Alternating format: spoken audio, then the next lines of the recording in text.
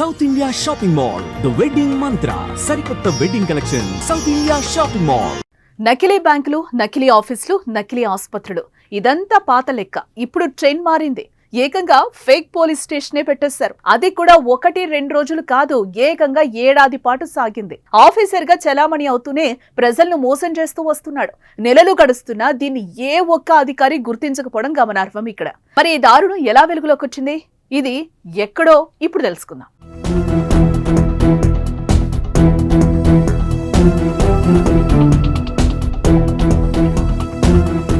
బీహార్లోని పూర్నియా జిల్లా మోహనీ గ్రామంలో రాహుల్ కుమార్ షా అనే వ్యక్తి నకిలీ పోలీస్ స్టేషన్ ఏర్పాటు చేశాడు. అయితే ముందుగా తన కింద ఉద్యోగులను పెట్టుకోవడం కోసం స్థానిక యువతకు మాయమాటలు చెప్పాడు.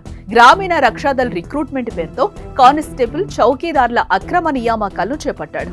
తన వద్దకు ఉద్యోగాల కోసం వచ్చే వారి వద్ద నుంచి 2,500 రూపాయల నుంచి 5,000 రూపాయల వరకు వసూలు చేశాడు. ఆపై వారిని ఉద్యోగాల్లోకి తీసుకుంటున్నట్లుగా చెప్పాడు. వారందరినీ నమ్మించేందుకు వారికి పోలీస్ యూనిఫామ్లు, లాఠీలు, నకిలీ గుర్తింపు కార్డు ఇచ్చాడు. అదే కాకుండా ఏకంగా పెట్రోలింగ్, మద్యం అక్రమ రవాణాపై దాడులు చేయించేవాడు. ముందుగా ఉద్యోగులు పలు వాహనాలను సీజ్ చేసి పోలీస్ స్టేషన్ కు తీసుకురాగా ఆఫీసర్ గా రాహుల్ కుమార్ అక్రమ రవాణాదారులతో డీల్ చేసేవాడు. వాహనాలను తిరిగి తీసుకెళ్లాలంటే లంచంగా డబ్బులివ్వాలని డిమాండ్ చేసేవాడు. దీంతో అక్రమ రవాణాదారులు సైతం వారికి పెద్ద ఎత్తున లంచాలిచ్చి మరీ వాటిని తీసుకెళ్లేవారు. ఇలాగే రాహుల్ కుమార్ తన వద్ద ఉన్న సిబ్బందితో పనులు చేయించుకునేవాడు. ఇలా ఇప్పటికే లక్షల్లో డబ్బును గుంజాడు. అయితే నెలంతా కష్టపడగా వచ్చిన డబ్బును తాను తీసుకోవడంతో పాటు ఉద్యోగులకు జీతాలుగా ఇచ్చేవాడు. ఇవే కాకుండా హెల్మెట్ ధరించని వారు, లైసెన్స్ లేని వారికి భారీగా జరిమానాలు విధించేవారు. అందులో 200 రూపాయలు పెట్రోలింగ్ బృందానికి ఇచ్చి మిగతా డబ్బును తన వద్దే ఉంచుకునేవాడు. కానీ ఆ విషయాన్ని వారికి చెప్పకుండా ప్రభుత్వ ఖజానాలో జమ చేస్తానని నమ్మించేవాడు. అలా దాదాపుగా ఏడాది కాలంగా పోలీస్ స్టేషన్ పెట్టి మరి రాహుల్ కుమార్ ఈ దందాలు సాగించినా ఏ ఒక్కరూ గుర్తుపట్టలేదు.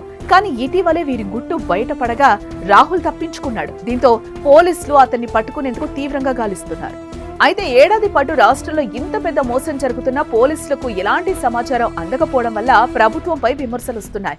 ఈ సర్కార్ నిరుద్యోగాన్ని ప్రోత్సహిస్తోందని, అందువల్లే యువత మోసగాళ్ల బారిన పడుతున్నారంటూ పలువురు ఆరోపణలు చేస్తున్నారు. ఈ కేసుపై న్యాయపరమైన దర్యాప్తు చేయాలని డిమాండ్లు వినిపిస్తున్నాయి. అలాగే ఇందులో వైట్ కాలర్ అధికారుల ప్రమేయం కూడా ఉండే అవకాశం ఉందని, ఎందుకంటే ఈ ఏడాది గణతంత్ర దినోత్సవ వేడుకల సమయంలో ఈ నకిలీ పోలీసులకు, చౌకీదార్లకు అధికారులు సన్మానించడం గమనార్హం.